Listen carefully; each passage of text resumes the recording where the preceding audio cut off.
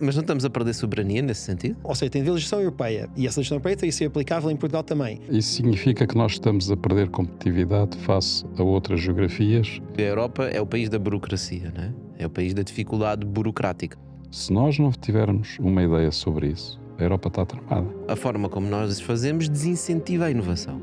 Eu não consigo testar em Portugal isto, não tenho nenhum espaço, nenhuma bolha regulatória que me permite fazer isto. Bora lá criar uma moeda eletrónica, como é que isso se faz? Eu não sei se é um caminho de sucesso e se é um caminho eficaz de conseguir alguma coisa. Agora olhas para trás e dizes, a China foram visionários. Portanto, o Banco de Portugal também está a perder a soberania. Mas sim, mas não está muito fácil de governar.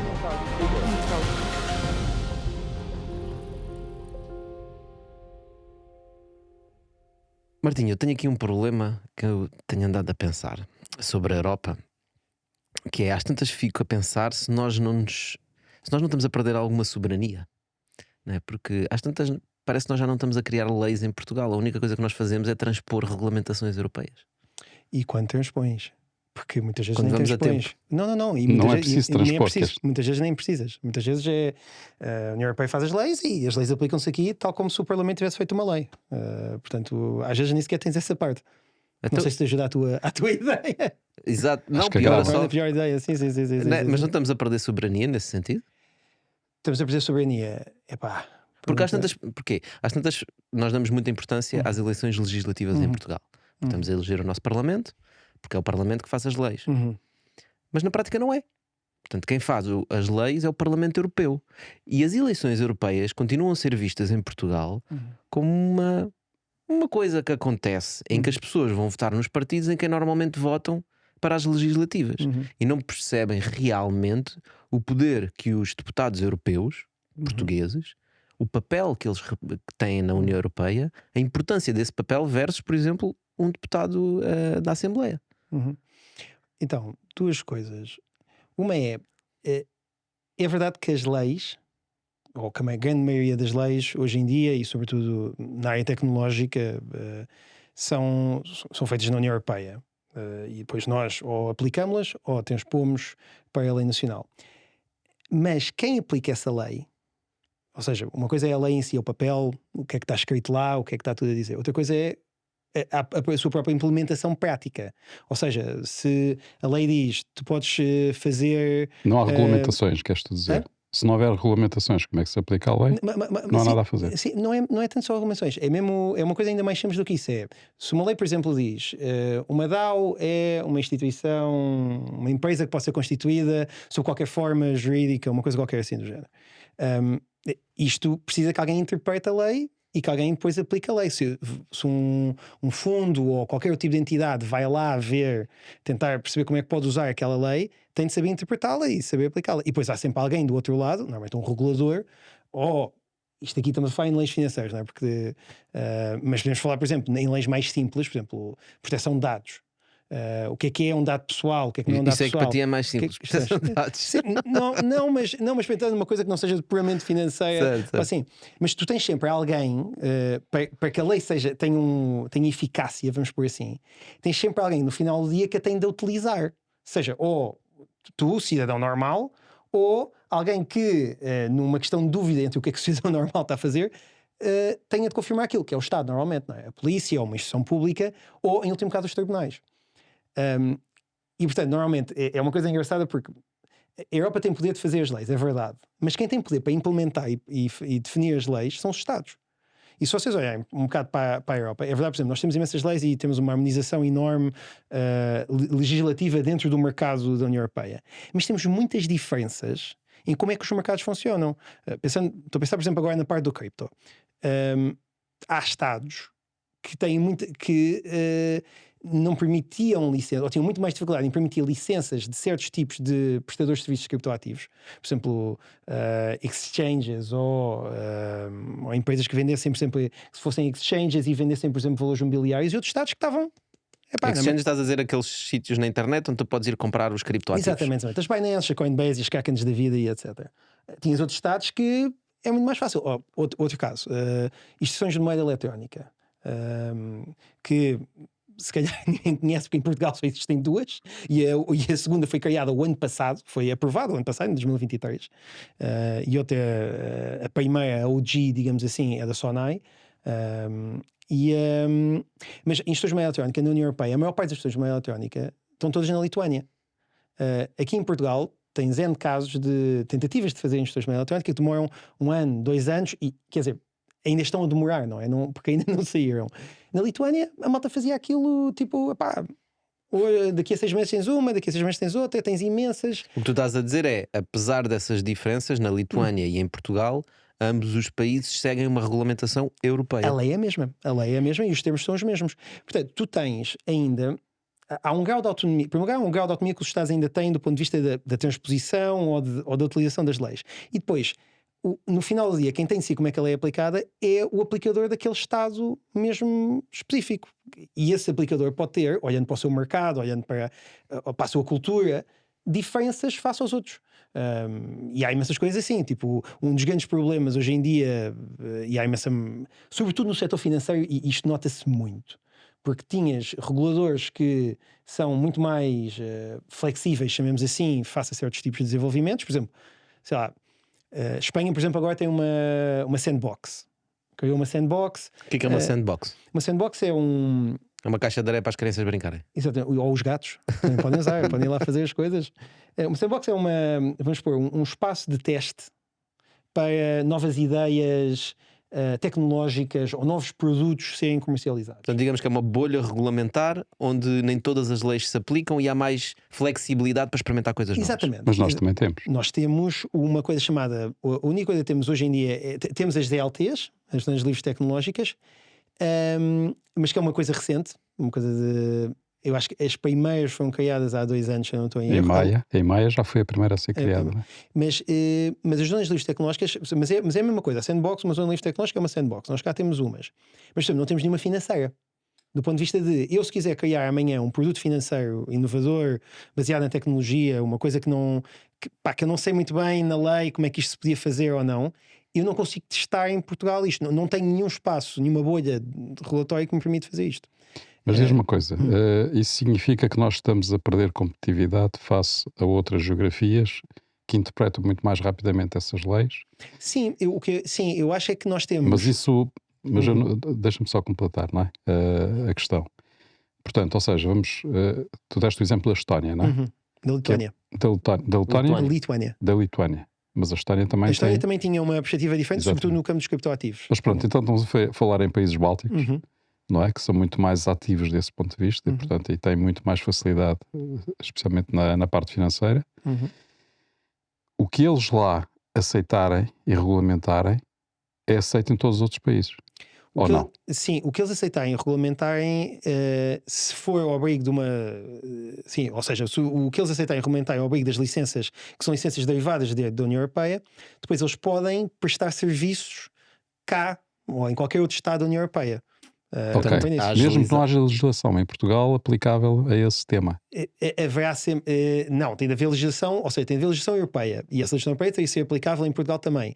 Mas o Banco de Portugal pode dizer, ou pode criar, estou a pensar no Banco de Portugal porque é a instituição que tem de licenciar moedas eletrónicas, pode achar que não encontra requisitos suficientes para aprovar algumas instituições de moeda eletrónica, mas não pode impedir que na Lituânia se aprovem não sei quantas instituições de moeda eletrónica e essas peçam para prestar serviço em Portugal e prestem. Mas tem que pedir à mesma ao Banco de Portugal? Não tem que pedir autorização ao Banco de Portugal, tem que pedir ao Banco da Lituânia. Ok. A partir do momento que tu és aprovado, tu podes pedir uma coisa, chama-se sistema de passaporte. Portanto, o Banco de Portugal também está a perder soberania. O Banco de Portugal está a perder. O Banco de Portugal, aliás, é o banco... os bancos centrais foram os bancos que mais... Foram as instituições que mais perderam soberania Mas foi para o Banco Central Europeu. E agora estão a perder soberania para os outros bancos centrais dos outros países. Exatamente. Então, eu vou pôr mais, se calhar até para facilitar um bocado, Entrou em concorrência. Para os reguladores. Então, os reguladores perdem poder entre si. Ou seja, o que estás a dizer, os reguladores dos vários Estados acabam por regular não só o seu mercado, como também todos os outros mercados da União Europeia. Sim. Não é? Sim. Isso significa que isso vai levar a uma concorrência entre reguladores, ou não? Sim. E cria uma concorrência, ou cria uma... aquilo que se chama normalmente em inglês, não é? Uma arbitragem regulatória entre Estados, porque tu pensas, eu quero, isto é uma coisa que acontece, Mas isso é interessante, não é? Faço imensas assessoria, faço assessoria jurídica em imensas empresas no espaço europeu, sobretudo em matéria de criptoativos, de VASPs, em instituições que querem prestar serviços de criptoativos. E uma das questões que eles me dizem é: onde é que eu me vou registar? É uma pergunta recorrente. Onde é que eu me vou registar? E a pergunta, e antigamente esta pergunta era, e questões, por exemplo, fiscais, não é? Porque há Estados, a União Europeia não tem competência sobre o fisco, portanto, há Estados que, sei lá, têm menos impostos sobre mais-valias, ou têm menos impostos sobre IRC, o que fosse. Hoje em dia não é. Hoje em dia é, onde é que eu me vou registar? Porque é mais fácil obter a licença, porque a partir do momento que eu tenho essa licença, eu já consigo depois prestar serviços, quer dizer, agora no caso do cripto ainda não é possível, porque essa licença não é uma licença ainda europeia, mas a partir agora de janeiro, com a entrada em vigor do regulamento de criptoativos, vai passar a ser, vai ser exatamente igual como nos bancos e como nos intermediários financeiros. Eu vou poder fazer isto. E aí caias então uma questão regulatória complicada. E é uma questão, por exemplo, que se fala muito, aqui em Portugal então tem-se falado sempre muito com reguladores, que é isso, que é, olhem para o vosso lado, porque no resto da Europa as instituições estão a fazer coisas diferentes. Há Estados que estão a fazer coisas diferentes. Ou seja, há bancos centrais, e o Banco de Portugal pode ser um deles, que podem correr o risco de depois ver as bolas passar, coisas a acontecerem no seu terreno, não é? Portanto, no seu terreno regulatório, digamos assim. E não poderem agir, não poderem fazer nada, é isso? Sim, podem fazer no sentido que têm depois de falar com o regulador do outro Estado, um bocado assim. E normalmente os reguladores, quer dizer... da ideia, pelo menos que tenho do mercado, os reguladores ouvem-se uns aos outros nisto, portanto, ou seja, não há hostilidade. Não há uma hostilidade, até porque não querem depois que isso depois aconteça a mesma coisa com eles, não é?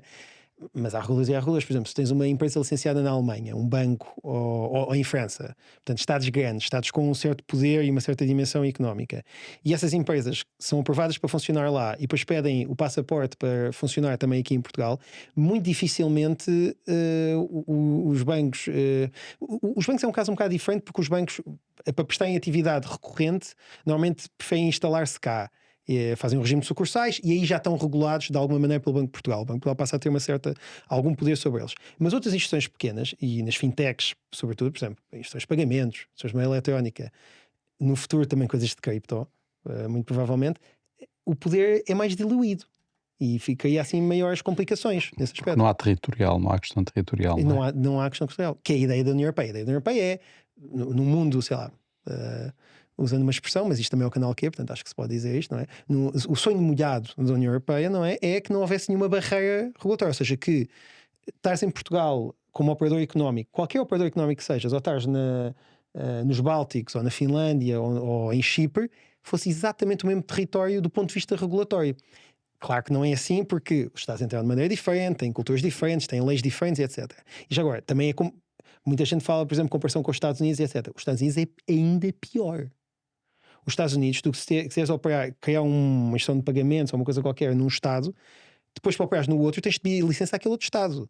Eu ontem estava a falar com um amigo meu que na altura estava a pensar criar um fundo nos Estados Unidos. Tinha uns investidores que queriam criar um fundo nos Estados Unidos. E diziam-lhe, mas é que se abris nos Estados Unidos, tu depois não vais conseguir vender o fundo noutros...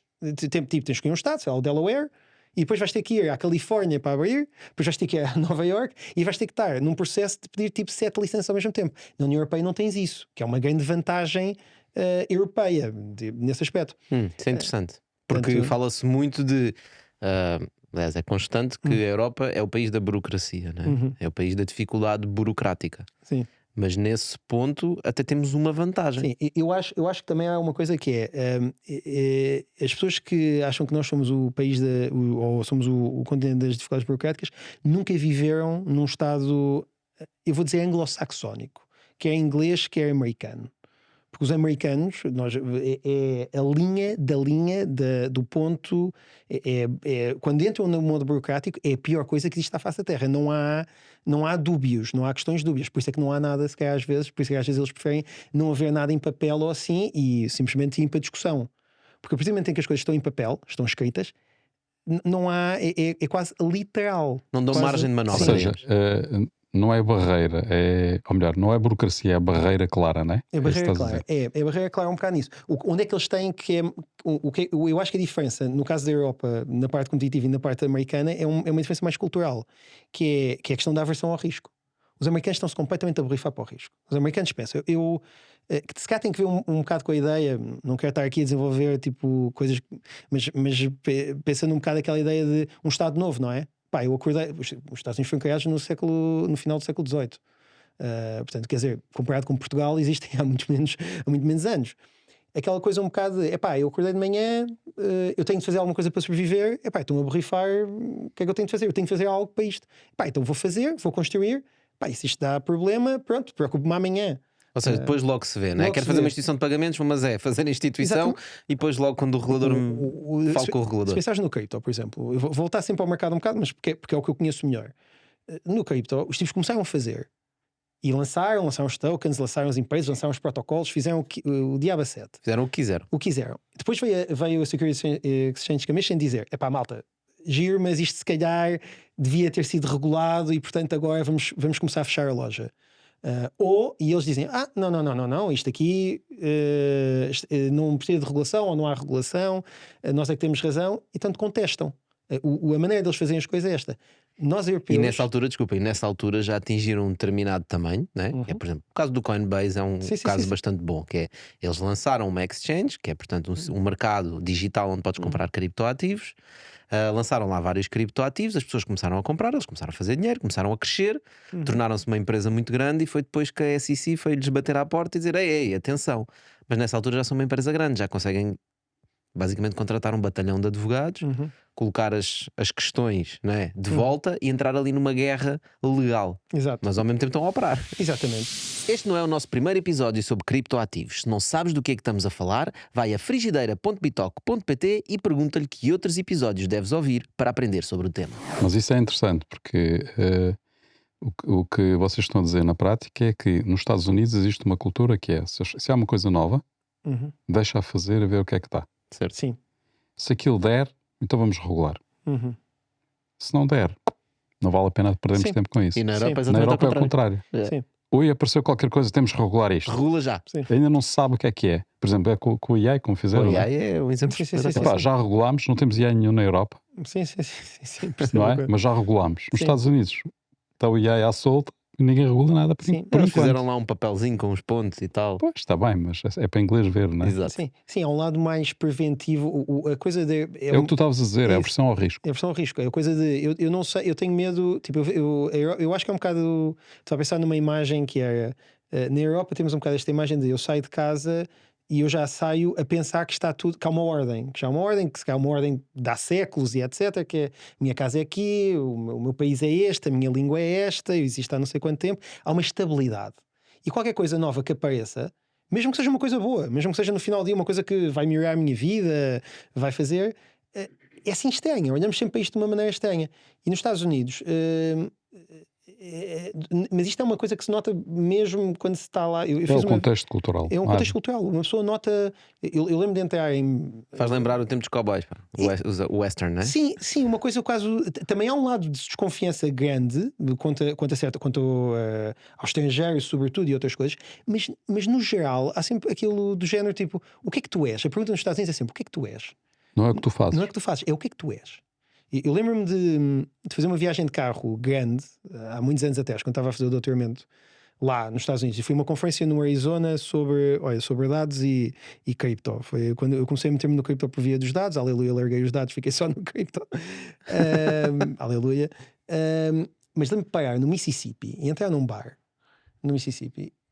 E a primeira pergunta que me sentei-me ao balcão, a primeira coisa que eles me perguntam é: então, tu quem és? Não, e eu, sou Martinho, sou português e não sei o que e tal. Porque acho que não queriam saber o que é que eu fazia nem nada. Era mais tipo, és português? Ok, isso é onde? Isso é... Em que estado? Em que estado? Em que país é que estás? Havia um gajo que não sabia onde é que era Portugal. Há um bocado esse clichê de os gajos não sabiam identificar os estados. Nós também não sabemos identificar os estados deles. Portanto, também é uma coisa... eles também nos podem mandar isso. Mas havia um bocado... A cultura é outra coisa. Nós é mais...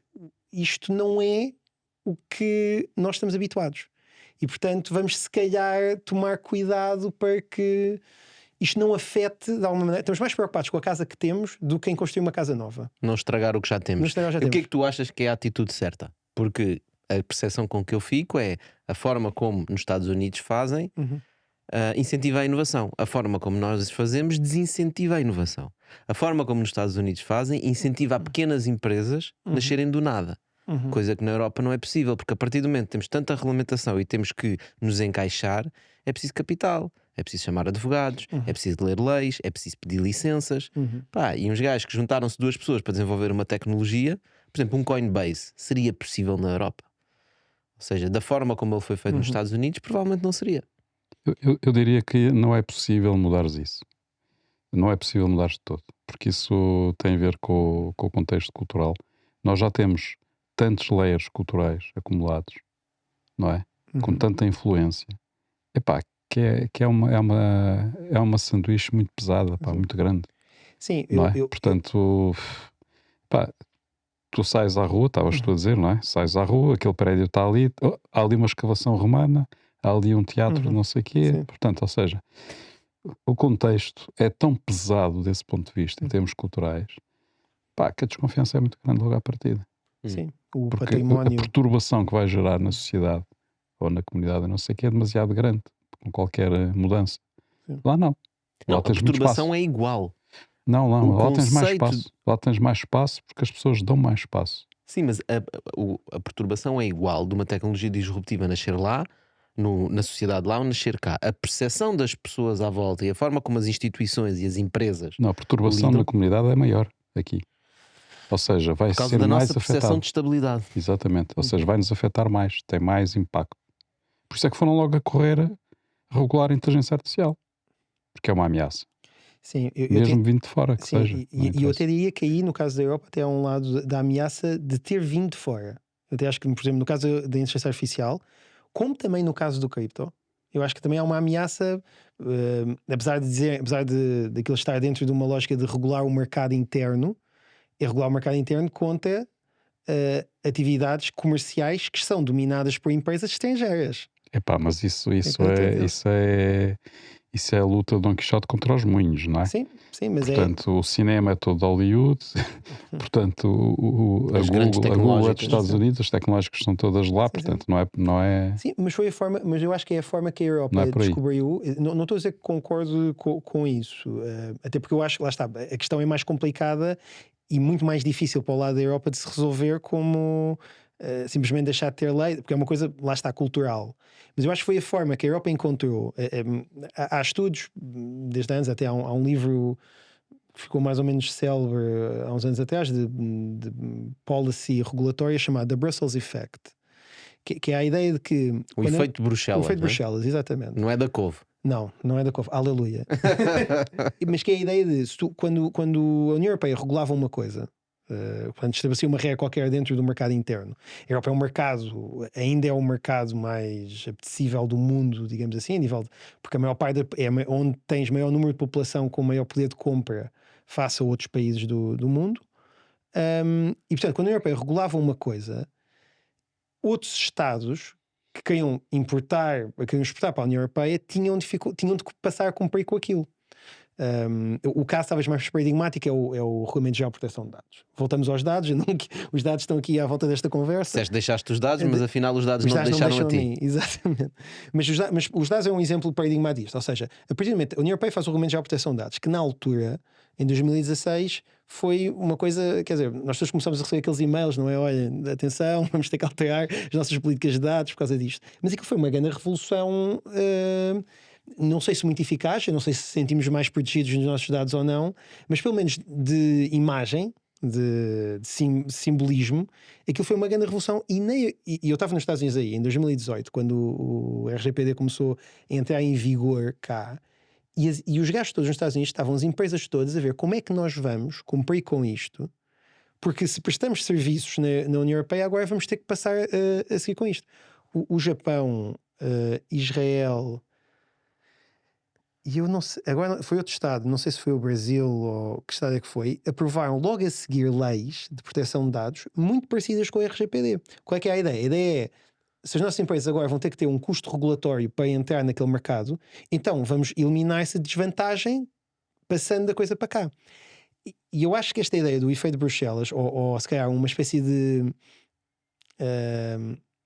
soberba com o efeito de Bruxelas por parte dos europeus, fez pensar, ok, isto é a nossa arma. Os Estados Unidos têm a facilidade de fazer negócio, etc. Nós então vamos passar, porque eles precisam do nosso mercado, o nosso mercado é um mercado importante. Então vamos fazer regras. Vamos fazer regras e vamos pôr os gajos a fazer as regras e suspirando que essas regras depois possam ser transplantadas de alguma maneira por estes mercados aqui. Agora...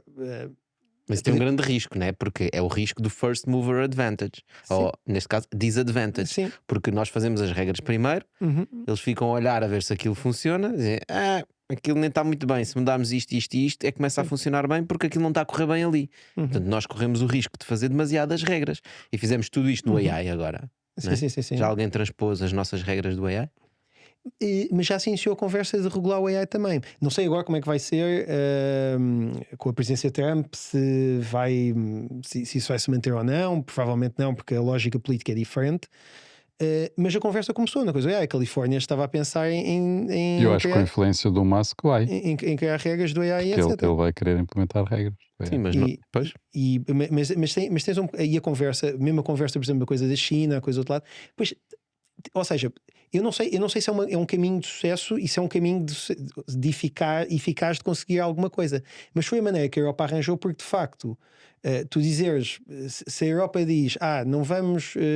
Houve aquela guerra, quer dizer, aquela piada, não é? Que aconteceu, não sei se foi no verão ou assim, entre o comissário europeu.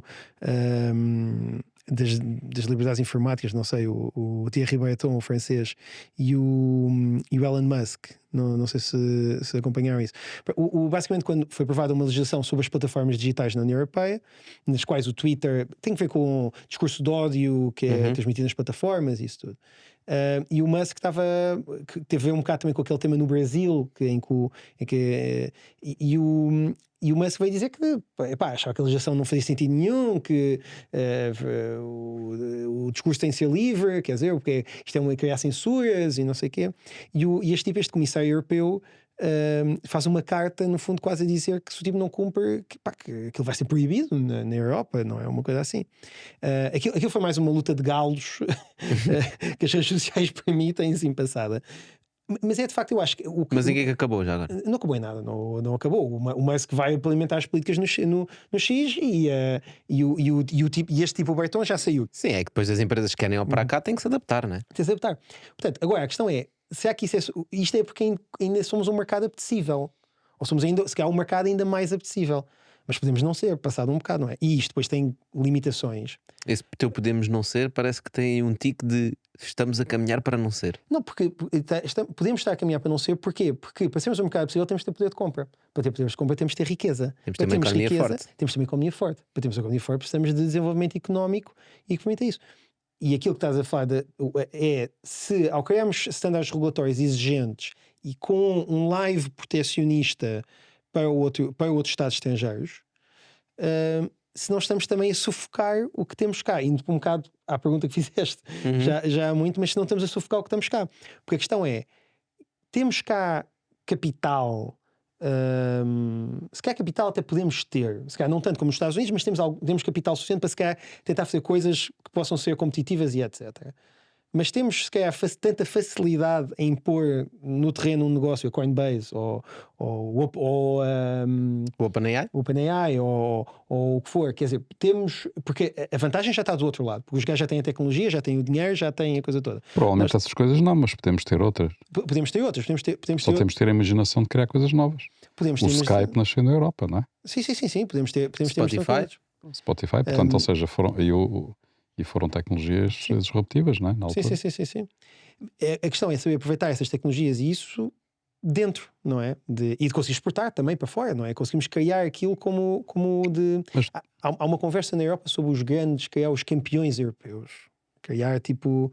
Só que eu acho que ainda está muito ligado a uma visão antiga industrial. Os campeões europeus são o quê? São os carros. Malta, os carros, giro, gostamos de carros, etc. Os carros são chineses. Os carros está a mudar nesse lado. Precisamos de outra coisa. Do Musk. É o do Musk, exatamente. Mas, por exemplo, essa do Spotify é gira porque esta discussão toda de como é que nós criamos grandes tecnológicas na Europa é uma discussão muito relevante, exatamente para aquilo que tu estavas a dizer, porque nós queremos ter uma economia competitiva, nós também temos que estar a criar empresas grandes e fortes e que consigam exportar, não é? E há um país que conseguiu fazer isso, que foi a China. Portanto, na China não há Google, há o Baidu. Na China não há WhatsApp, há o WeChat. E portanto, as grandes tecnológicas da China, ou melhor, o Estado chinês conseguiu criar as condições, e podemos discutir se de forma melhor ou pior, mas conseguiram criar as condições regulatórias, com protecionismo, para evitar. E na altura, eu acho muito engraçado, especialmente no início, quando proibiram a Google, a conversa toda era: aqueles chineses que são os protecionistas, não querem deixar a Google entrar no mercado, não é? Porque querem crescer as suas próprias empresas ou porque querem controlar, porque querem fazer censura. Essa era a parte principal. Mas mais recentemente tivemos um novo acontecimento interessante, que foi o TikTok, em que desta vez foi ao contrário. Foi uma grande empresa que cresceu na China, que acabou por crescer muito nos Estados Unidos, e a conversa agora é que nem se coloca. O TikTok é para banir, né? Ou é para limitar. Porquê? Porque o governo chinês está a controlar a informação que coloca no TikTok e está a manipular a informação. Mas na altura, quando o Google estava na China, o argumento era o mesmo, mas do lado chinês. Era o argumento que não nos chegava a nós. Porque o receio deles era perda de soberania. Na Europa nós deixamos entrar tudo.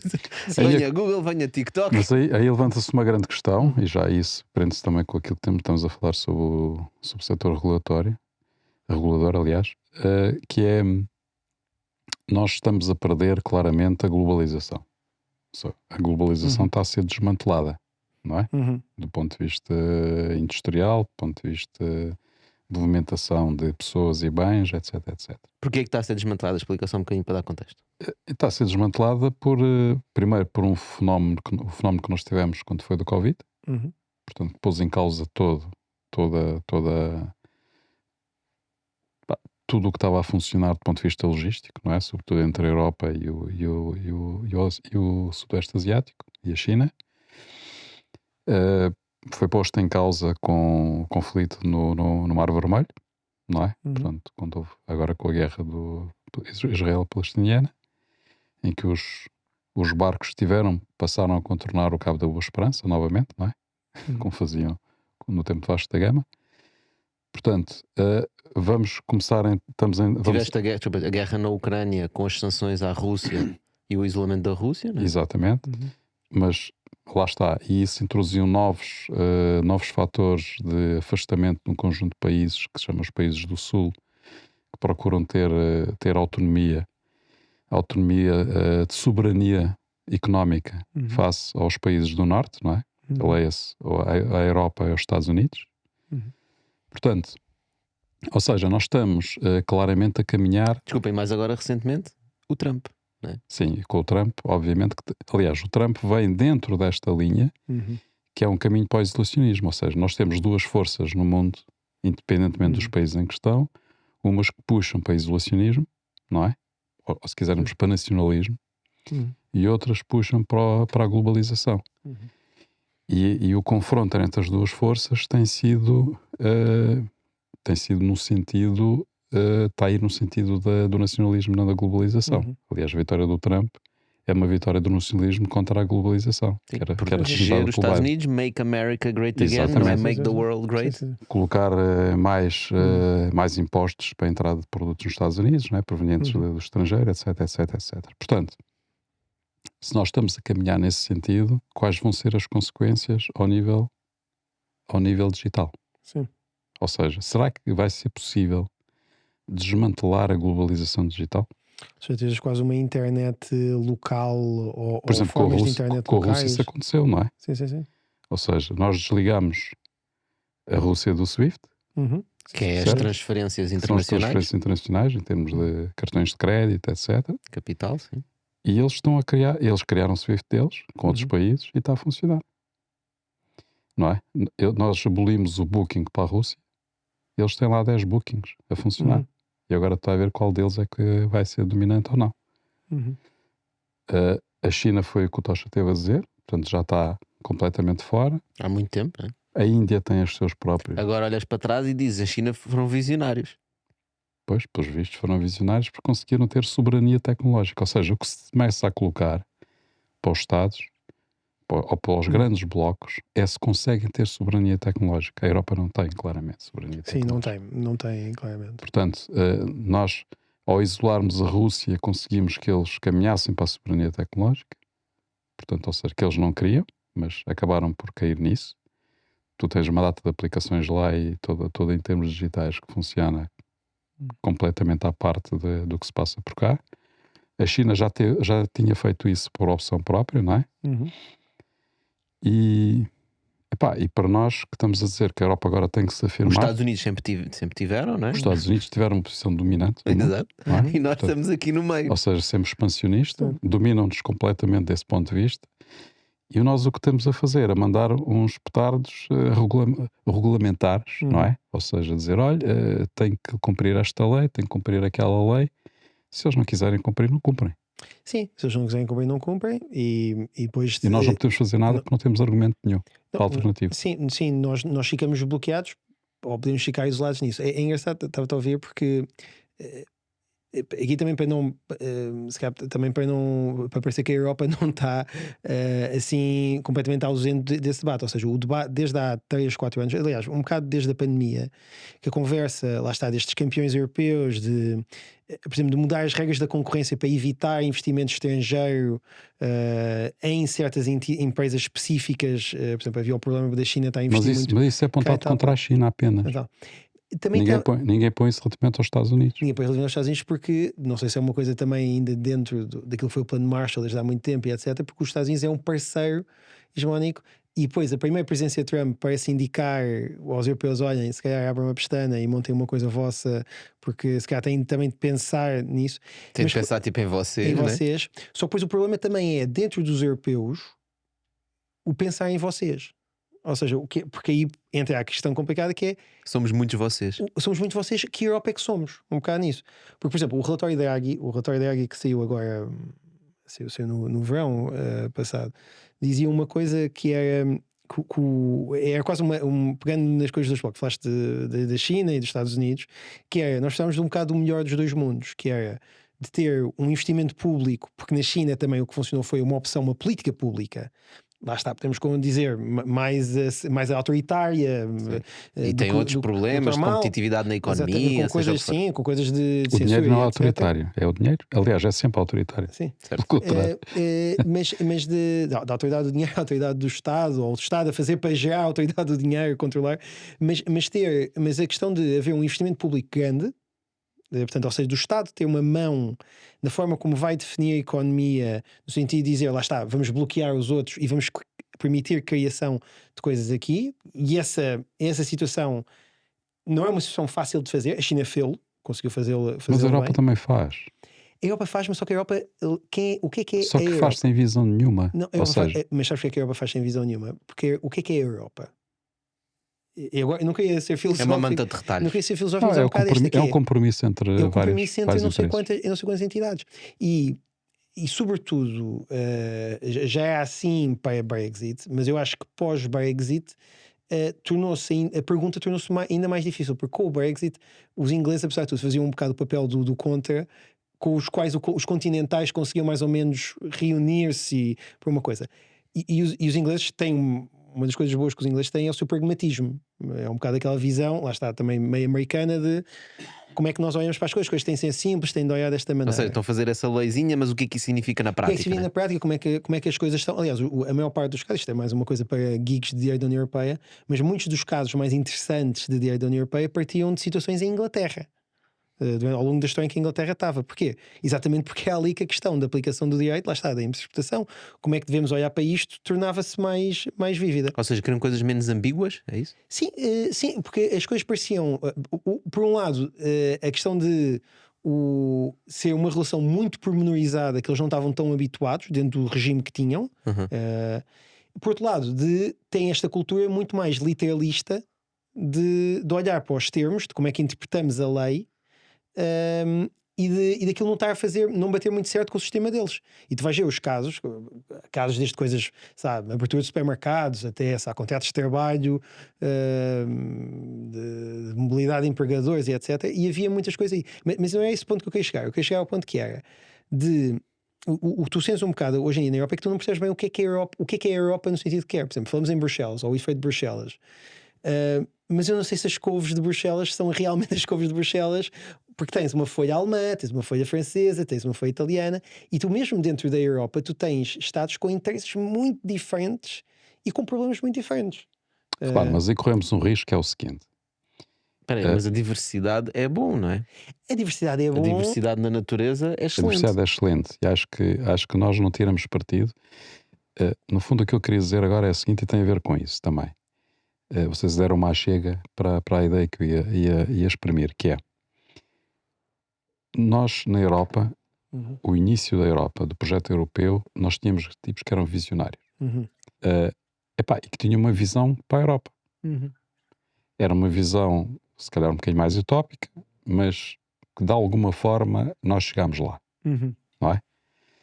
Portanto, de facto, hoje em dia tu tens mercado financeiro comum, tens mercado económico comum, tens a mesma moeda na maior parte dos países europeus. Livre trânsito. Tens livre trânsito, pessoas, bens, não sei o quê, papapá, não é?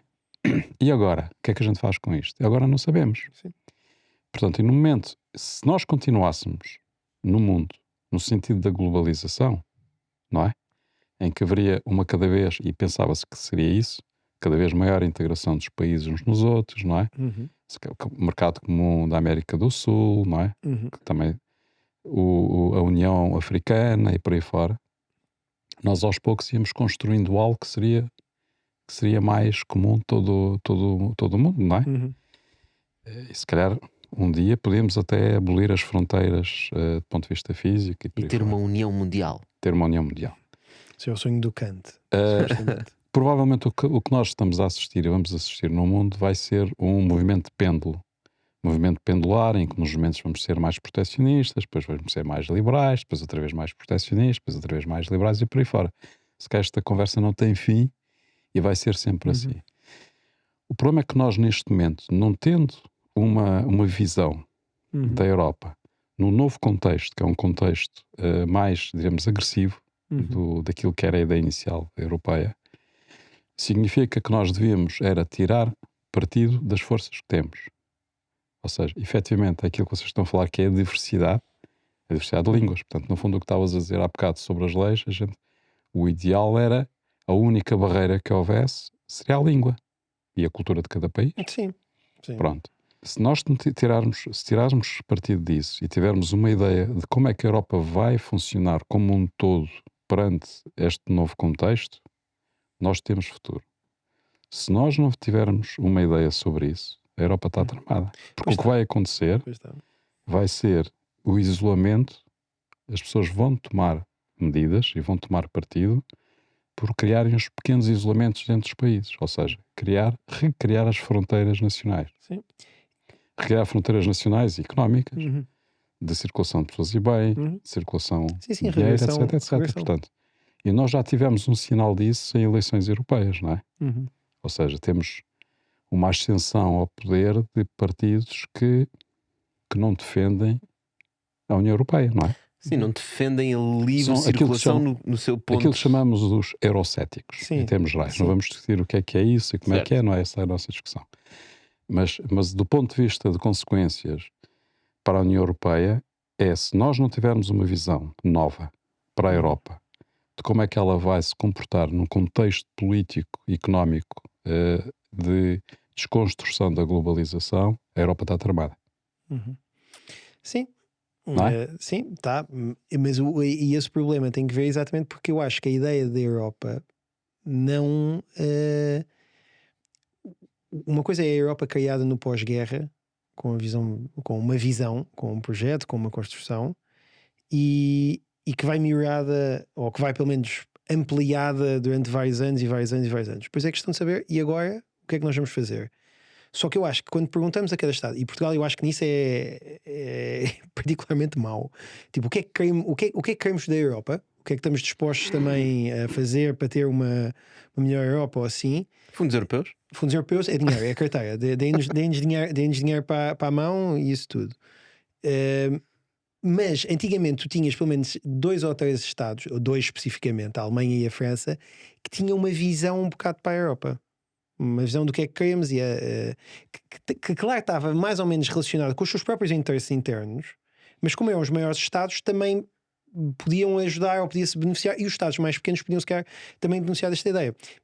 Eu acho que olhamos, por exemplo, temos 27 Estados-membros, olhamos para os 27 Estados-membros e há Estados mais pequenos que nós que beneficiaram muito com a União Europeia. Não estou a falar só de Luxemburgo que está lá há não sei quanto tempo, por exemplo, os Bálticos, por exemplo, estão a beneficiar imenso com a União Europeia. E nós também beneficiamos imenso com a União Europeia. Nós também, mas não sei se do ponto de vista, o problema é que nós beneficiamos, mas também tornámos-nos altamente dependentes do ponto de vista estrutural da União. Ou seja, ninguém discute que somos, comparativamente com o que éramos em 74 ou com o que éramos nos 80, estamos muito melhor. Ninguém discute que estamos muito melhor do que outros Estados até que entraram antes de nós, como a Grécia, por exemplo. Pá, nós não temos as melhores empresas da Europa, mas temos as melhores estradas, não é? Sim, exatamente. E bonitas, e bonitas, e bonitas, não se pode ter tudo. Mas é questão de saber se estamos. Mas uma coisa é sermos o bebé dependente ou de sermos a pessoa que está o pelotão de frente a puxar a corda. Porque o puxa a corda tem depois uma voz e uma força depois de poder influenciar coisas que o bebé de trás não tem. E eu acho que, apesar de tudo, Portugal fez, no pós-crise financeira, esteve bastante bem a tentar apagar um bocado a imagem de mau aluno ou de pôr-se assim um bocado isso. Acho que fez passos importantes nesse aspecto, mas tenho medo que, não crescendo, não nos tornando mais do que aquilo que somos, do ponto de vista económico, social e etc., arriscamos a perder um bocado esse comboio. E depois, ao mesmo tempo, mas o pequeno problema da Europa é que nós já não temos liderança. Tínhamos Macron que tinha uma visão, make France great again, mas com isso fazer a União Europeia também great again, porque se fizer a União Europeia great again, a França vai ser great again. Mas agora está bloqueado, não é? Porque a extrema-direita está no poder, está tudo limitado, está no controle do Parlamento, por aquilo. E na Alemanha vai acontecer mesmo. Aconteceu mesmo.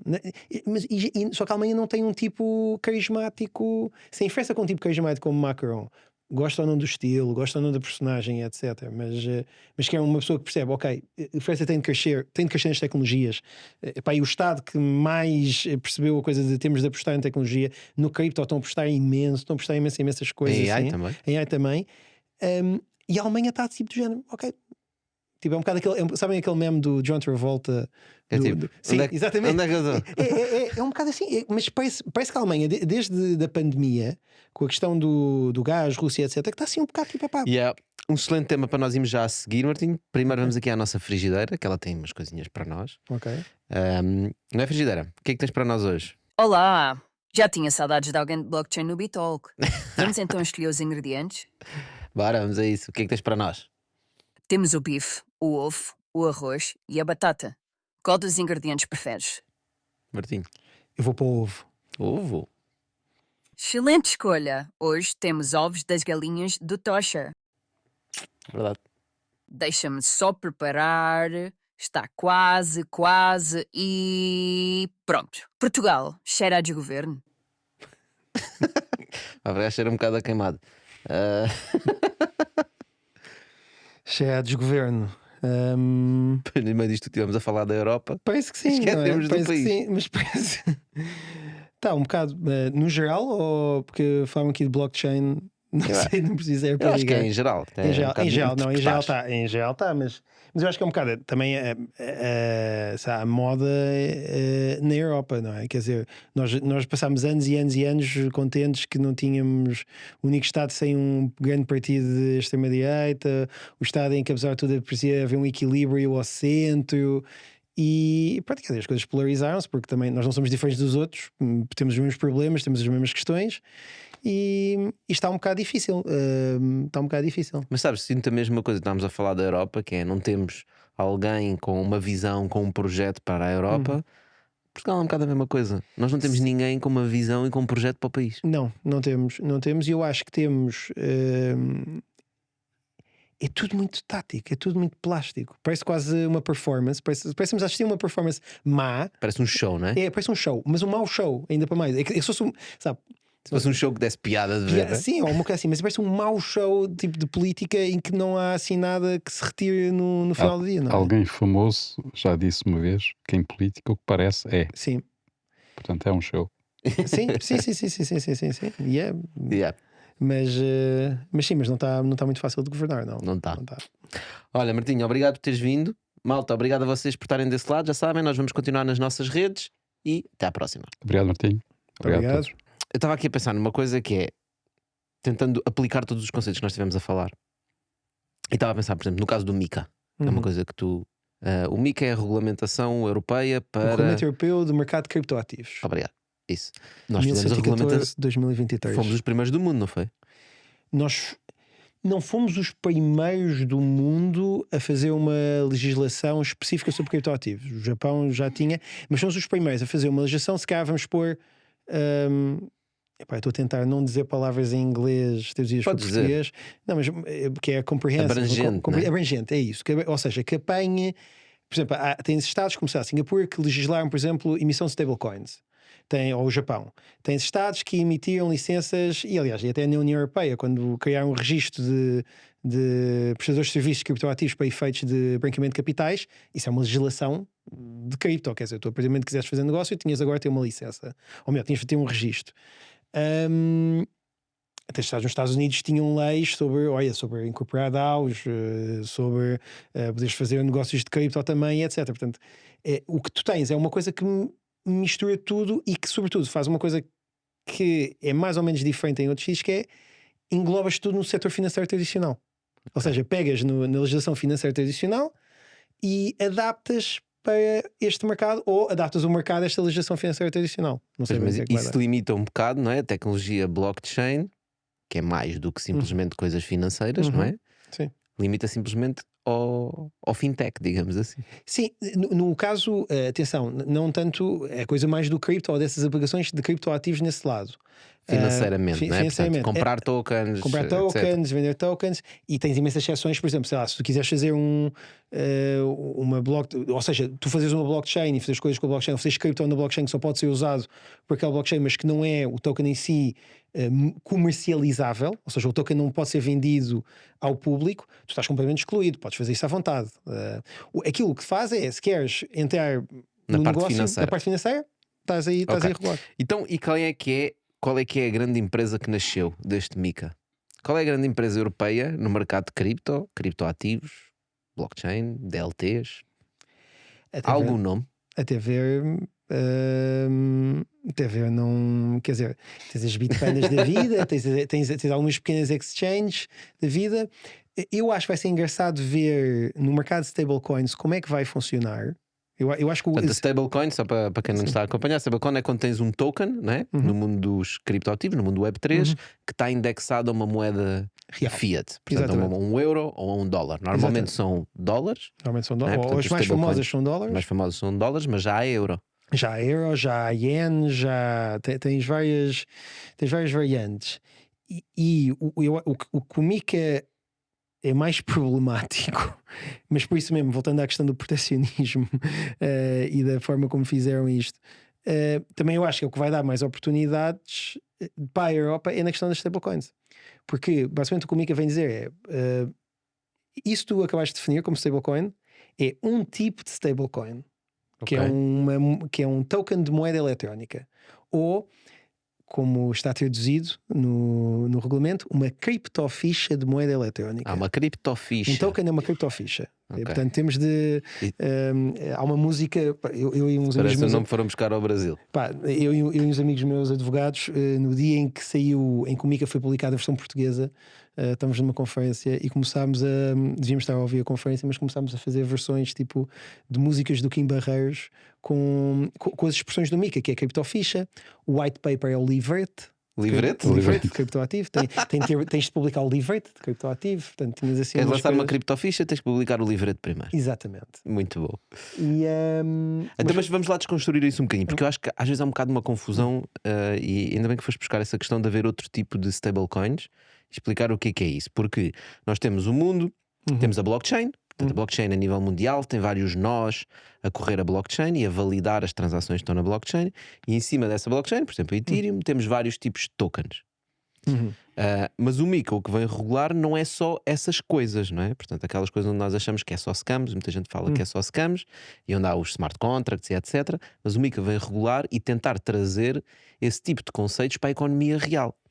Para Sim. empresas que gerem pagamentos, para empresas que recebem dinheiro, não é? Sim. Para empresas que têm uma cadeia de valor e querem fazer verificações dessa cadeia de valor, ou trocar tokens entre fornecedores, clientes e etc, não é? E gerir Sim. risco. Sim, tem a ver com o gerir risco e tem a ver com basicamente regular, talvez que é a melhor maneira de o pôr, é qualquer comercialização de tokens na União Europeia passa a ser regulada pelo MiCA. A comercialização, ou seja, tu queres fazer um negócio, queres vender, queres aconselhar a vender, ou comprar, queres emitir tokens na União Europeia, no espaço da União Europeia, tens de seguir as regras do MiCA. E esses tokens têm que estar numa blockchain?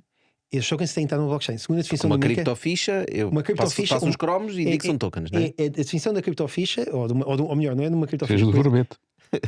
Não, porque a tradução é ainda mais estranha, porque a definição é de criptoativo, mas depois os tipos de criptoativo que o MiCA regula são considerados criptofichas. Okay. Portanto, isto aqui em inglês. Em inglês não há essa diferença. Em inglês tens, ou melhor, em inglês tens crypto asset, definition of crypto asset, e depois tens token, não é? Asset reference tokens e money tokens. Já vou lá. Mas um criptoativo, ou um crypto asset, ou um criptoficha, está tudo em cima de uma blockchain. Está tudo em cima. É uma representação de valor, é um ativo que representa um valor e que é emitido numa blockchain ou numa distributed ledger technology, uma DLT, ou semelhante, o que quer que isso seja. Não sabe ou o que seja, é alguém que muda um bocadinho. Não, já o semelhante é para dizer, isto aplica-se a coisas que nós ainda não conhecemos. Não é? Sim, e até porque tens blockchains que funcionam de forma um bocadinho diferentes, com modos de validação diferentes, sim, não é? sim. Tens as DAGs, tens coisas um bocadinho diferentes de blockchain em si, né? Exatamente, mas a ideia é essa, ou seja, é um token que é emitido numa blockchain. E depois, o MiCA não regula todos os tokens. Desculpa, só uma pergunta, já passar. É uma blockchain privada ou pública ou é indiferente? É uma tecnologia de registro partilhado. O MiCA não faz distinção entre ser privada. Portanto, se eu tiver dentro da minha empresa uma blockchain privada, não é?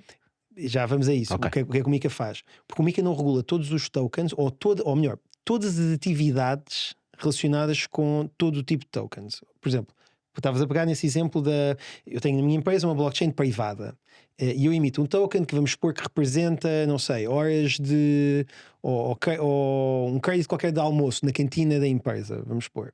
Isto é um token que só podes usar se fores trabalhador da empresa, da tua empresa, portanto da Tosha Companies. Ou se for dentro de uma entidade, de uma entidade, uma associação. Esses tokens estão excluídos da aplicação do MiCA. Ou seja, o MiCA não regula isso. Tu podes emitir esse token à vontade. Se quiseres fazer isso na tua empresa, não tens nenhum problema com isso. Portanto, eu posso criar um clube, que é uma associação, e tenho algumas coisas dentro do meu clube, tipo campos de futebol, e tenho um token para gerir esses campos de futebol, e as pessoas, quando vêm, compram o token e sabem que só podem usar o token dentro da tua aplicação e podem usar o campos de futebol. Mas podem aí comprar serviços?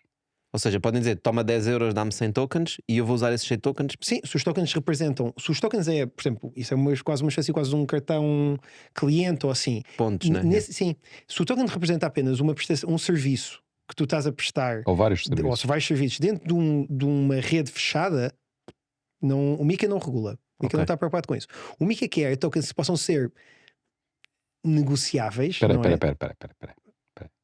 Então, eu tenho um espaço. Vamos lá ver. Tenho um condomínio. Campos de futebol é fixe. Não. Quem teve mais serviços. Quero meter então mais bora serviços. Para um condomínio. Mas também tem campos de futebol. Tenho um condomínio fechado, que até tem uma data de lojas, e tem um ginásio, e tem um restaurante, e tem até alguns, alguns espaços que posso alugar, não é? Portanto, e as pessoas todas fazem parte do condomínio. Eu emito os tokens para ser usado por essas pessoas dentro do condomínio, junto desses serviços todos. E eles podem dar a pagar umas coisas, podem pagar os serviços com isso, e os bens. Posso pagar uma cerveja com isso? Se funciona, se tu podes usar, ou seja, a ideia é que o token só pode, para estar excluído do MiCA, o token tem de ser usado apenas numa rede privada. Uma rede privada significa que tu não podes ir a qualquer entidade fora dessa rede. Não, mas aquilo é tudo dentro. Para usar a conta.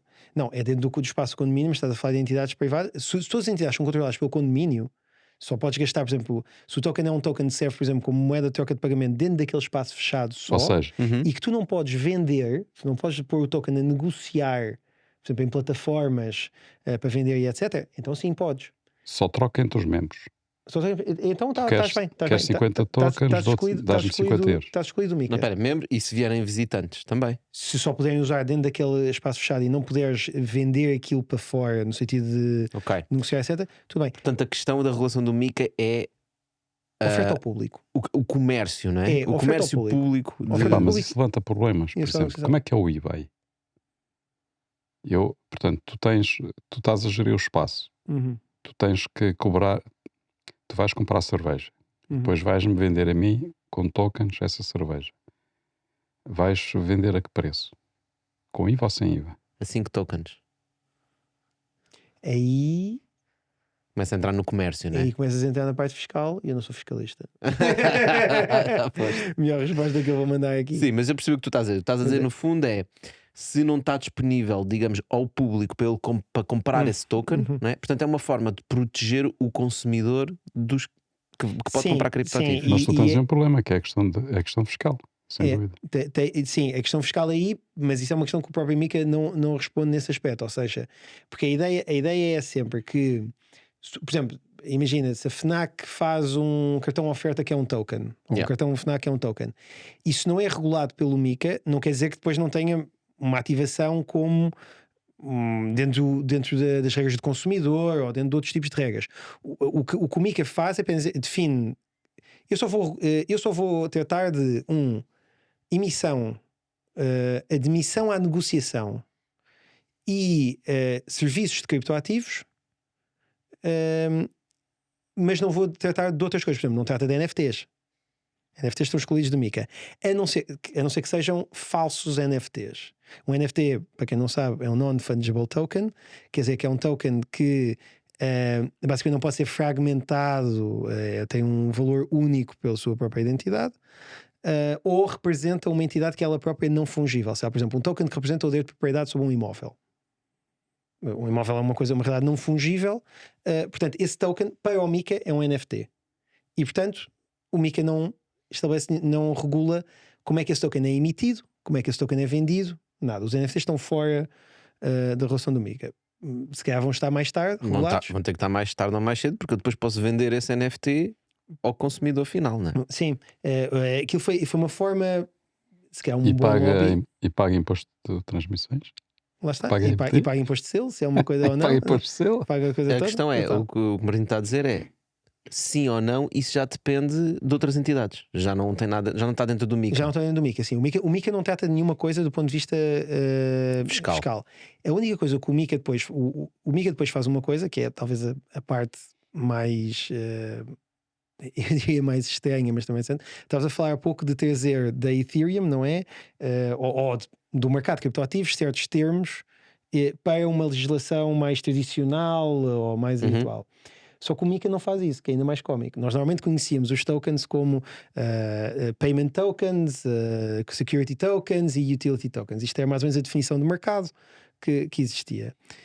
E o Mica não adota bem esta definição. Ou seja, o Mica tem tokens que são chamados, ou melhor, eu vou usar em português, criptofichas referenciadas a ativos, criptofichas de moeda eletrónica e criptofichas que não são nem criptofichas referenciadas a ativos, nem criptofichas de moeda eletrónica. Por exemplo, governance.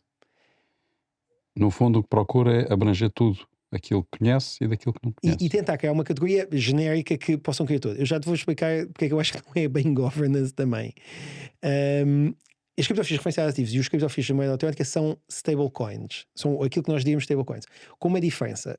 As stablecoins tu definiste, portanto, uma moeda oficial só, tipo a Tether ou a USDC ou a USDT, são e-money tokens. Portanto, são criptofichas de moeda eletrónica. Lembram-se da Libra Diem do Facebook? A Libra Diem seria uma Asset Reference Token, portanto uma criptoficha referenciada a ativos. Porquê? Porque o valor da Libra Diem não é uma moeda oficial, é um cabaz de moedas.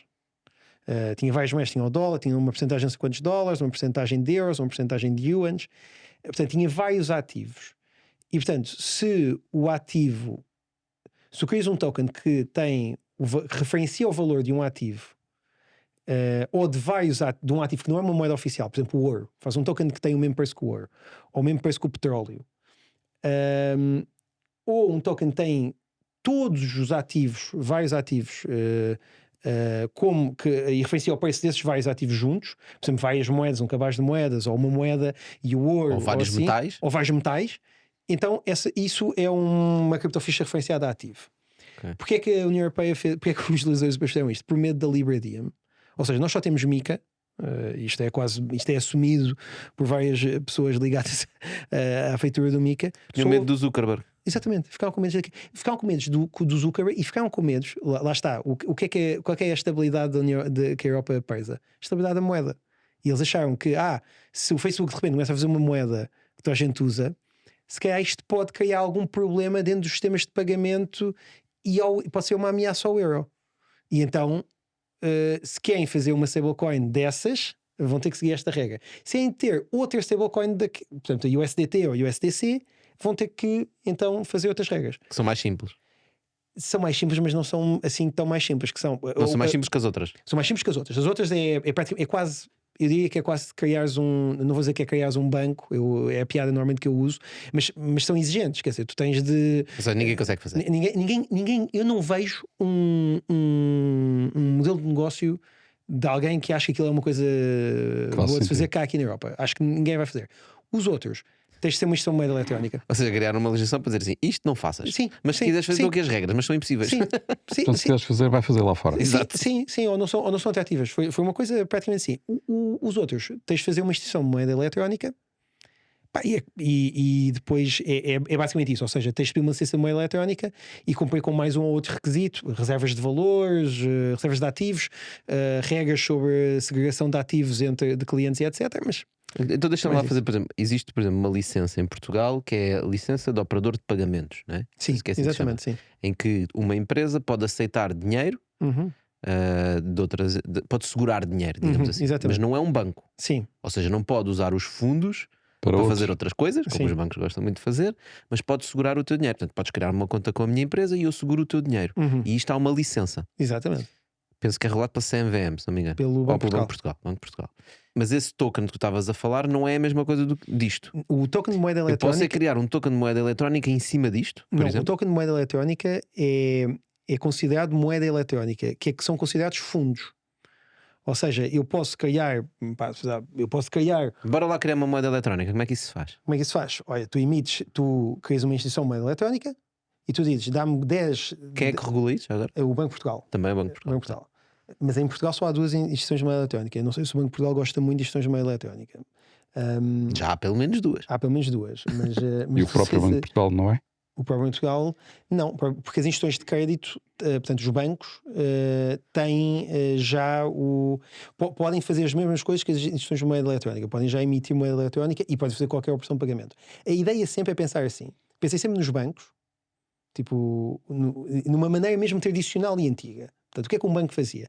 Crédito, pagamentos, depósitos, tudo assim neste lado.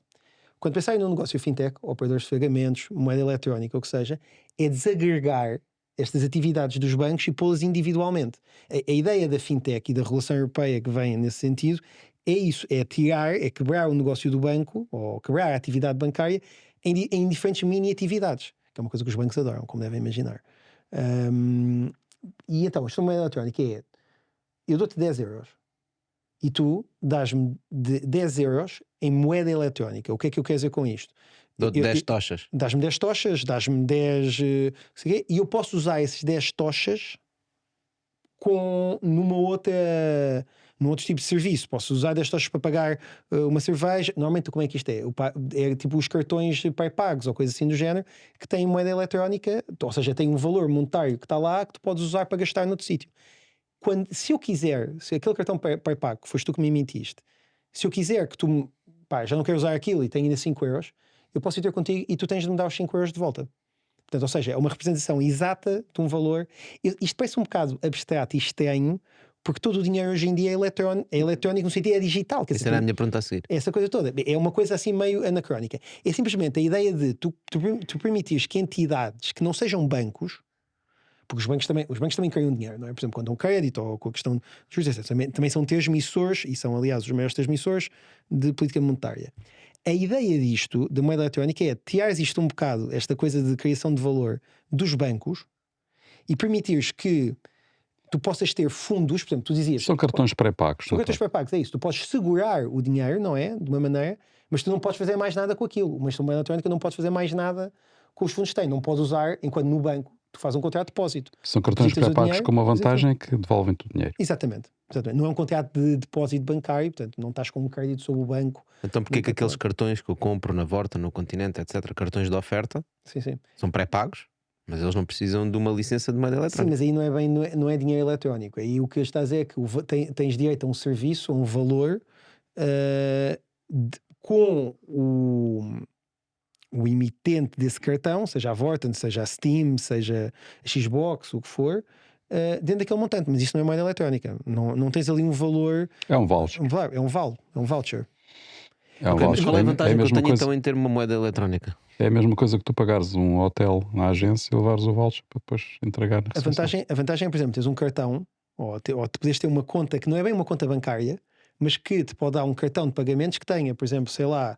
Um cartão de pagamentos está um cartão multibanco, Visa. Um cartão multibanco, Visa, etc., que dê, por exemplo, em Inglaterra, há N instituições de moeda eletrónica. E o modelo é, tu no fundo não tens um contrato de depósito, não é? Não podes, a instituição de moeda eletrónica não pode fazer grande coisa com o teu dinheiro, mas pode emitir um cartão, é mais por exemplo, seguro nesse sentido, não é? Para o meu capital? Sim. Se a instituição não desaparecer. Se a instituição não desaparecer, sim. Mas tens a coisa que não pode emitir, por exemplo, um cartão com taxas mais baixas do que os bancos. Pode-te dar... normalmente é sempre no negócio dos cartões, ou por exemplo a Revolut no início, antes de ter a licença bancária, mostrou moeda eletrónica, basicamente. Tinha esse aspecto. Ok. Portanto, na verdade eu estou a criar o meu próprio sistema de pagamentos. Sim, basicamente isso. Porque eu posso dizer assim, olha, vou criar aqui uma moeda eletrónica, depois vou falar com todos os restaurantes, né? E vou dizer a todos os restaurantes para aceitarem a minha moeda eletrónica, e vou criar aqui um sistema onde tu carregas essa moeda, e quando vais ao restaurante tem que ter um sistema também para tu debitares essa moeda aos restaurantes. Pagas cartão, exatamente, sim. E depois os restaurantes podem agarrar nessa moeda, vir ter comigo e trocar por dinheiro. Sim. Assim, numa lógica simples, isto poderia ser uma moeda eletrónica. Sim. Qual é o teu modelo de negócio aí? O modelo de negócio é que quando as pessoas estão a fazer pagamentos, estão a pagar taxas, e eu não estou a dar as taxas à Visa e à Mastercard, estou a comer as taxas. Sim. Lato senso é tipo isso. Isto é quando a moeda é stable. Sim. Agora vamos ao Mica quando a moeda não é uma stable. Quando é um... Se a moeda é uma stable, para o Mica, se a moeda é uma stable, o Mica diz, isto é uma moeda eletrónica. Portanto, trata-se, a legislação de moeda eletrónica trata aquilo tudo. Se a moeda não é uma stable, ou melhor, se o token não é um stable, a criptoficha, se a criptoficha não é uma stable, então, se não é uma stable, se não é uma criptoficha referenciada a ativos, portanto não é uma Libra Diem, que é usada também para pagamentos, aquela que junta os metais todos, ou todas as moedas, seja o que for. Então, não há assim bem. A única regra é sobre emitir, e a emissão é uma coisa mais ou menos simples. É básica, é tipo tu. Peraí, mas a esmagadora maioria dos tokens no Web3 são este que nós estamos a falar agora, não são stables. Não? Não, porquê? Voltamos às coisas do governo. A maioria dos tokens não são stables. A maioria dos tokens não são stables, mas podem ser outras coisas. Ou melhor, podem ter características parecidas com outras coisas, como por exemplo valores mobiliários. Podem ser obrigações. Ok, vamos olhar para as altcoins, para o mercado todo de altcoins e de meme coins e de shitcoins e mais coins que tu quiseres. Sim. São tudo coins para pampar, são coins que mudam de valor. Consoante há mais procura, o valor sobe, não é? Sim, e que não tem nenhuma função ligada. A questão é saber. O Mica não abrange essas moedas? Abrange se elas não forem abrangidas por outro regime dentro disso. Ou seja, uma meme coin, tu emites a Tosha Coin. Essa não é uma meme coin, mas sim, pode ser a Martin Coin. A Martin Coin, sem óculos, assim, para ficar. Mas imagina que eu emitia a Martin Coin. E isto é apenas uma meme coin, eu emitia, vendia, punha a negociação, tinha não tinha função nenhuma, não tinha valor nenhum, não dava, ou tinha só o valor de quem quisesse comprar. Um valor especulativo. Um valor especulativo. Isto ao ser emitido, eu tinha a seguir as regras do Mica para emitir isto, portanto tinha de ter um livrete, tinha de registar o livrete, neste caso com a entidade for. O livreto é porque o livreto apresenta, por exemplo, o tokenomics. Apresenta o tokenomics, apresenta o que é que o token é, apresenta quem é que emitiu, apresenta os riscos. Tem depois uma série de regras que o MiCA estabelece que tem o external passaporte livrete. do token, não é? Sim, uma espécie de Identificação de quem é que está por trás, como é que aquilo funciona. É parecido, pensam no token, eles pensam muito no token como uma espécie de mini prospecto, um bocado como quando emites ações e cumpre-se essas regras. E a partir do momento em que tens esse livrete publicado eu agora não me lembro se é notificado, se é registado, ou seja, aprovado pela CMVM, mas eu acho que é aprovado pela CMVM, quer dizer, pelo regulador que for, não sei ainda, não sabe ainda qual é que é. A partir do momento que tens esse livrete aprovado, o teu token pode ser vendido e negociado por qualquer exchange na Europa. Sim. Nesse aspecto. Na Europa ou no mundo, não? Para a Europa não interessa muito o mundo, Exato. interessa só. Portanto, pode ir para os Coinbase, pode ir para o Binance, pode ir para isso tudo. A Coinbase na Europa, a Coinbase que serve clientes europeus, a Kraken que serve clientes europeus, pode ter esse token à venda lá, nesse aspecto. Portanto, pode ir para uma exchange. Pode ir para uma exchange, sim. E agora as pessoas compram ou vendem, compram, etc. vendem, e está tudo o preço aumenta, desce, aumenta, tu tens uma data deles e tu foges com os tokens. O MiCA não estabelece nenhuma regra. Ou despejas os tokens todos no mercado. O MiCA não estabelece nenhuma regra nesse aspecto. Sobre fraude. Então não percebo para que é que serve o MiCA. Nessa parte. Estabelece Porque uma repara, regra, o maior receio. Estabelece uma regra. Não, estabelece regras de abuso de mercado. Estabelece regras de. Mas então não. Uma coisa simples: rug pools. O que é um rug pool? Sim. Tu metes um token a subir muito, tu tens muito desse token e de repente agarras em todos os tokens que tu tens muitos e vendes aquilo tudo de repente e o preço cai em flecha. Né? E toda a gente comprou aquele token, neste momento o token vale 0 e tu acumulaste o dinheiro todo. O MiCA não. E aparentemente tudo legal. A minha questão é essa. Perante o MiCA não há aqui. Não, aí tens uma coisa de fraude abuso de que é mercado. estabelecida. Aí tens uma fraude de abuso de mercado. Mas porquê que é abuso? Eu tinha os meus tokens e eu decidi vender. Porque tu emitiste. Porque fizeste apenas aquilo como uma forma. É a mesma coisa quando fazes uma ação, quando mandas uma ação no mercado regulado e fazes o rug pool dessa maneira. Fizeste aquilo apenas para viciar a questão do mercado. Aí a lógica é aplicar-se na coisa de abuso do mercado. Portanto, aí já não entra na esfera, como há bocado entrava na fiscalidade, aqui já entra numa esfera de. Na esfera de mercados financeiros, porque a ideia do MiCA é por isso que eu disse aquilo no início, que é o MiCA é a regulação de pagamentos, parte 1, e parte 2 é a regulação financeira ou de intermediários financeiros aplicada depois a tokens. Portanto, a lógica é um bocado isto, é um bocado como agora se tu estás na Binance fazes esses esquemas de rug pool e etc. Isso pode ser considerado que estás a abusar do mercado ou que estavas a fazer fraude a nível do mercado. Então o livreto que o MiCA me obriga a fazer serve exatamente todo, com o plano todo, para me identificar, identificar, que é que estás a fazer, não é? E para te responsabilizar. Ou seja, assim depois, quando eu fizer o rug pull, toda a gente vai lá ver o livreto e vai dizer: foi o Tocha que aliás foste tu. Não fui eu. Fui eu, é verdade. Foste tu que lançaste tu o token. Pool, mas o token é meu. Exato. Lançaste o token e depois podem ir atrás de ti. E o problema é que nas regras estava lá descrito que havia um momento em que ia vender tudo. E tu aceitaste. Também pode haver esse caso. Sim. Não é? Não sei se, não sei se quem tiver de aprovar isso, aprovava com essa nota. Olha, bom teste. Mas essa parte.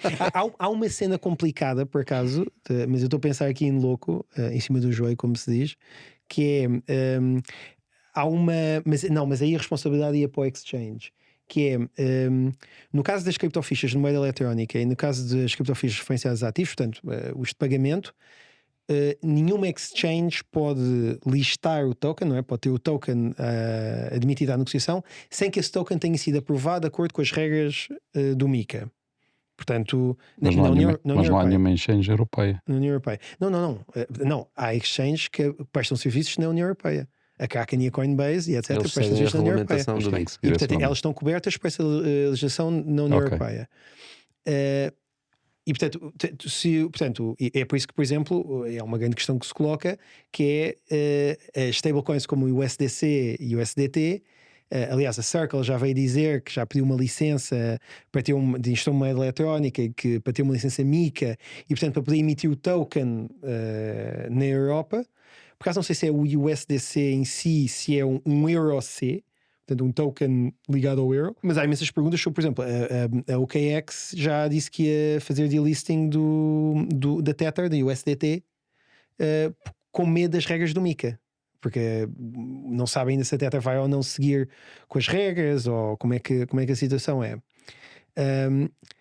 Mas isto para dizer. Para dizer que isto é tudo uma grande salganhada. É tudo mensagem, mas estou a dizer só: se uma exchange pode, por exemplo, pegar na Martin Coin, desde que haja um white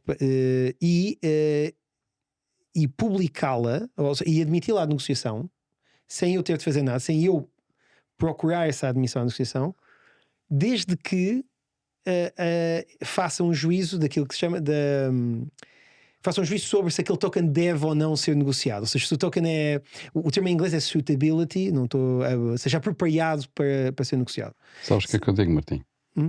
É que quem chegou até esta parte, até este momento, merece os teus coins. Merece os teus meme coins. Esta parte merece.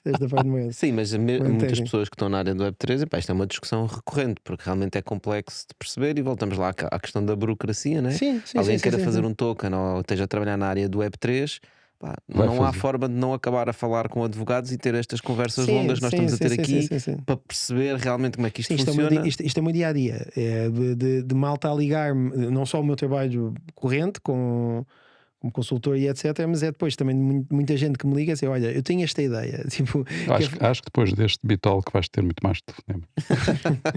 Com ideias espero que sim. Malta, como tu disseste bem, quem aguentou até aqui, de certeza conhecem algum maluco que precisa de ouvir isto, ou que quer conhecer mais, ou quer explorar. Como o Martinho já se disponibilizou, estejam à vontade para contactar e não deem de chamadas. Já sabem, nós voltamos para a próxima com um novo episódio. Obrigado, Martim. Muito obrigado a todos. Done.